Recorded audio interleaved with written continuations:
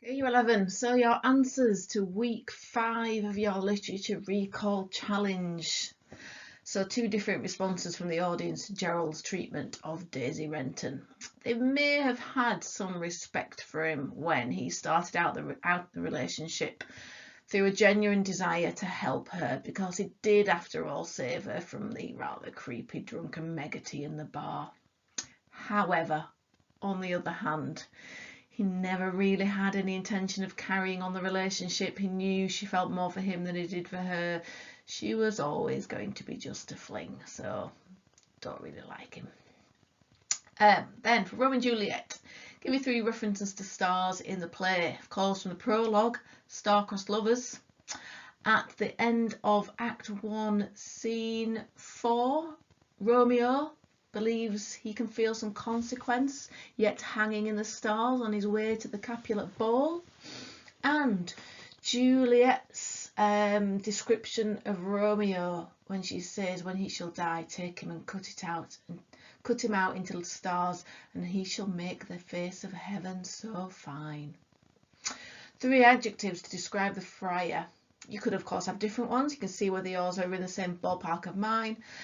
I have him as being loyal, fatherly and wise. However, he could be misguided, pressured and inconsistent. If you notice the advice he gives to Romeo, and then he immediately marries them because he says wise and slow, they stumble, that and fast, and then he marries them straight away. You could say he's quite scheming with all the plans that he comes up with, but he is also well-intentioned. 3 things that Romeo compares Juliet to. She's a snowy dove among crows, of course, trooping with crows. He compares her to the sun, and he also compares her to a shrine, and himself to the pilgrim that visits that shrine. 3 adjectives to describe Tybalt. You could have him as being quite vain, aggressive, and loyal and territorial.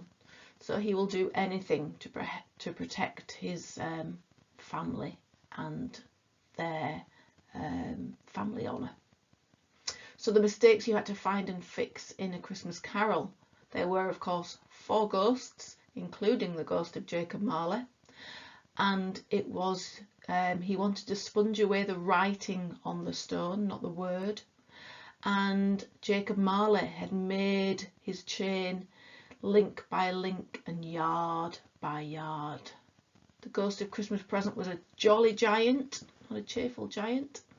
And it was Bob Cratchit who toasts him as this.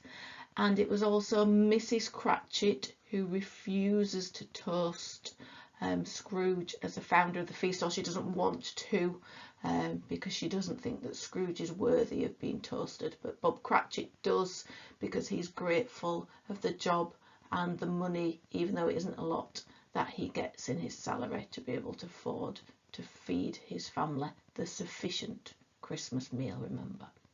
Well done if you got any of those. I hope you're looking forward to week 6.